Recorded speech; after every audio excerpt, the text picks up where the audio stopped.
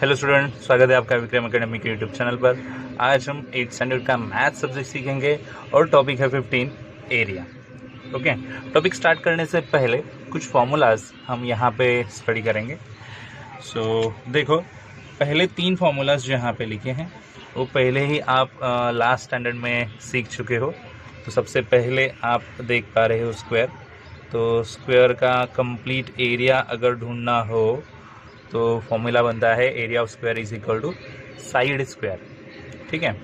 Then दूसरा diagram दिया है रेक्टेंगल, और रेक्टेंगल का कंप्लीट हमें एरिया अगर ढूंढना हो तो फॉर्मूला बनता है area of rectangle is equal to length into breath.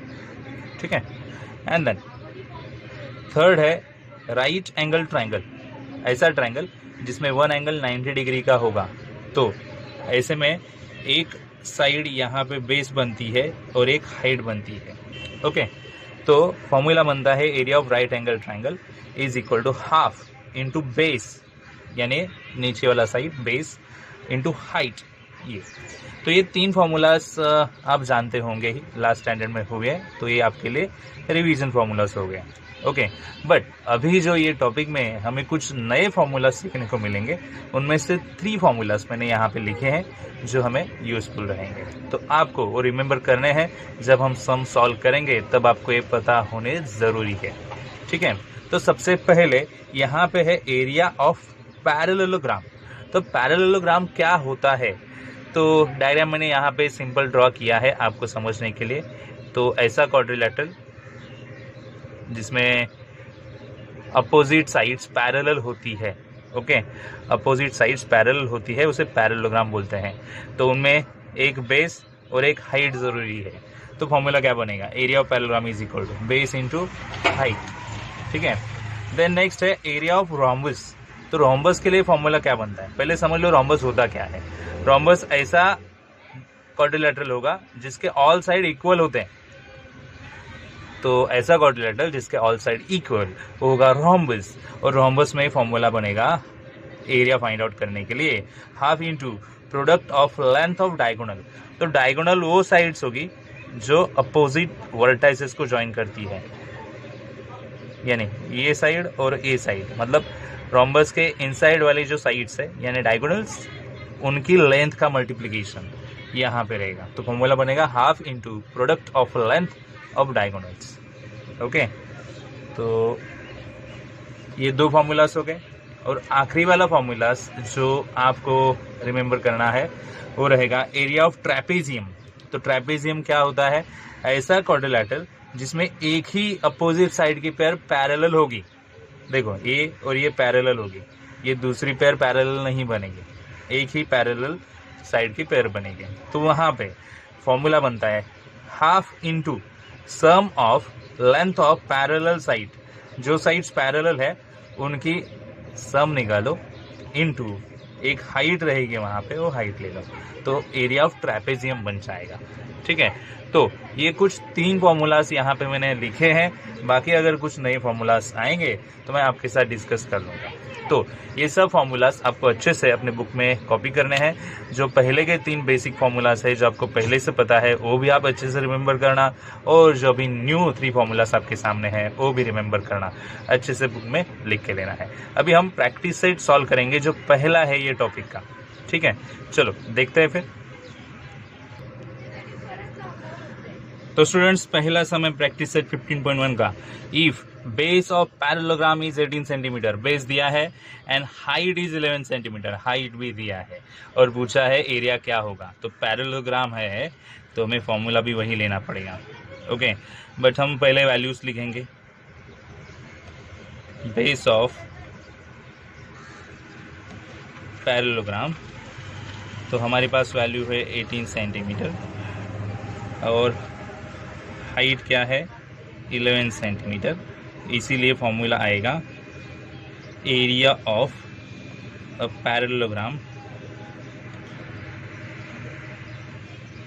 Simple formula है बेस इंटू हाइट। तो बेस है 18, हाइट है 11, और इनका जो भी मल्टीप्लिकेशन बनेगा वो यहाँ पे आंसर होगा। 11 8 ज़ा 88, कैरी 8, 11 ज़ा 11, प्लस 8 19, तो ये हो जाएगा 198 आंसर। बट ये एरिया है इसीलिए यहाँ पे स्क्वायर और सेंटीमीटर है इसलिए सेंटीमीटर, तो यहाँ पे स्क्वायर सेंटीमीटर आंसर बन जाएगा। आप चाहे तो इसे हाईलाइट करके और एक बार लिख सकते हो। क्या लिखेंगे? एरिया ऑफ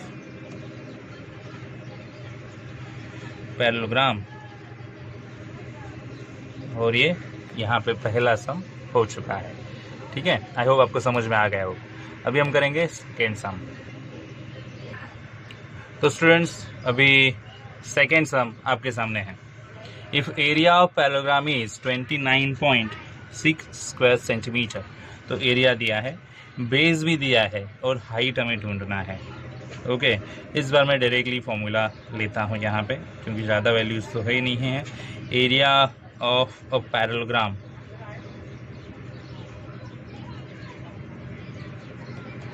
ओके, फॉर्मूला है बेस इनटू हाइट। तो एरिया कितना है? 29.6, बेस कितना है? 8, height we want to find 8। अभी आप जगह चेंज करके ये साइड में लेके आओगे तो 8 जाएगा डिवाइड में, तो ये साइड में रहेगी ओनली हाइट। 8 का टेबल यूज़ करेंगे और डिवाइड करेंगे। नीचे 1 का ही डिवीज़न गया, ऊपर 8 3 ज़ा 24। ओके, तो कितने बचेंगे? 5। पर पॉइंट है पहले, तो पॉइंट देना पड़ेगा, फिर बाद में 56 आप बोल सकते हो। 8 7 ज़ा 56। तो हाइट ऑफ पैरेललोग्राम कितनी आई? इन्हें यूनिट देना पड़ेगा, तो 3.7 सेंटीमीटर ये आंसर यहाँ पे हो जाएगा। ठीक है, आई होप आपको समझ में आ गया होगा। सम कैलकुलेशंस अच्छे से समझ लीजिएगा कैसे किए हैं। अभी स्टूडेंट्स हम सॉल्व करेंगे थर्ड सम। ठीक है, तो मैं पहले लिख के लेता हूँ, फिर सॉल्व करेंगे। तो स्टूडेंट्स फोकस करते हैं थर्ड सम पे। देखते हैं वैल्यूज़ क्या है। एरिया ऑफ पैरेललोग्राम दिया है यहाँ पे 83.2 square centimetre.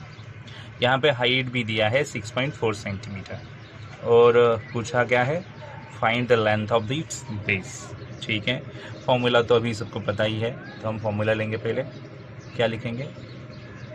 Area of parallelogram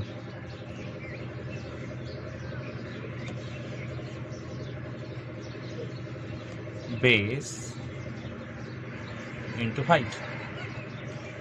तो एरिया है अपने पास 83.2, बेस तो नहीं है जो ढूंढना है ना। हाइट है अपने पास 6.4। तो सबसे पहले मैं क्या करूँगा, तो मैं पहले पॉइंट रिमूव कर देता हूँ।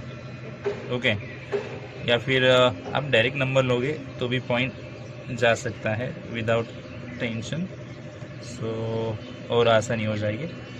यस, दोनों ऊपर नीचे पॉइंट हम निकाल सकते हैं। इसके लिए हमें मल्टीप्लाई वाला प्रोसेस पूरा करना पड़ेगा। सपोज 10 से मल्टीप्लाई ऊपर किया तो नीचे भी 10 से मल्टीप्लिकेशन, तो फिर इस प्रकार कुछ हो जाएगा। ओके, अभी हम डिवाइड करेंगे और फिर आंसर ढूंढेंगे क्या आता है। ठीक है, तो स्टूडेंट्स ट्राई करते हैं कि 64 से डायरेक्ट डिवीजन हो पाए। मैं आपके सामने यहाँ पे करके देखता हूँ। 64 1 ज़ा 64, तो 3 से 4 नहीं सब्सट्रैक्ट होगा। कैरी करने के बाद 13 माइनस 4, तो आना चाहिए 9। ठीक है, यहाँ पे बचेंगे 7, और 7 में से 6 लेस करेंगे तो 1, और ये 192। ओके, तो 64 की कितनी मल्टीप्लिकेशन होने पे 192 आ सकता है? तो 64 2 से तो नहीं हो पाएगा। 2 4 ज़ा 8, 2 6 ज़ा 12 होता है, 128 होता है। 3 करके देखते हैं। 3 4 ज़ा 12, कैरी 1, 3 6 ज़ा 80 और 90, 192 आया ना। यस, 3 लेना पड़ेगा, सो 192, सो 13 इज़ द आंसर। तो डिवीज़न करने के बाद हमें पता चला 64 से डायरेक्ट डिवीज़न 13 आंसर मिलता है। So base is equal to 13 centimetre, ये अपना आंसर मिल गया। ठीक है, तो यहाँ पे प्रैक्टिस सेट 15.1 के 3 सम्स जो थे पूरे हो चुके हैं। ओनली 3 सम्स थे, यानी प्रैक्टिस सेट पूरा हो गया है।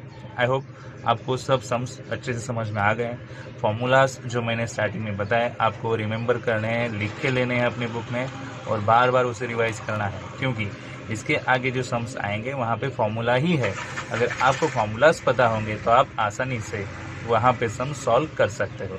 तो फॉर्मूलाज इम्पोर्टेंट है ये टॉपिक में, और आप ज़रूर वो सब फॉर्मूलाज है वो अच्छे से कर लेना। ठीक है, तो स्टूडेंट्स तो ये वीडियो इतना ही हम रखेंगे। अगले वीडियो में हम अगला जो भी प्रैक्टिस सेट है हम सॉल्व करेंगे। तो मिलते हैं नए वीडियो में, तब तक के लिए गुड बाय, टेक केयर।